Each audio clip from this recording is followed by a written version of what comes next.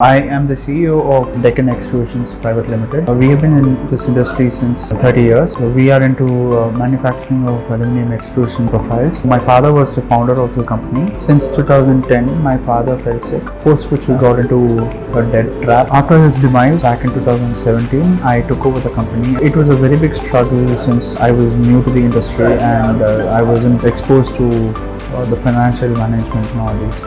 I've taken over the company and looked out for a lot of auditors who could help me, a lot of management consulting people, but none of them was ready to take over this thing, as it was a very big challenge and it was a very strict unit. I had a reference to Prakash Kocha Consultancy. Mr. Prakash was very happy to take the challenge and he guided me through the process.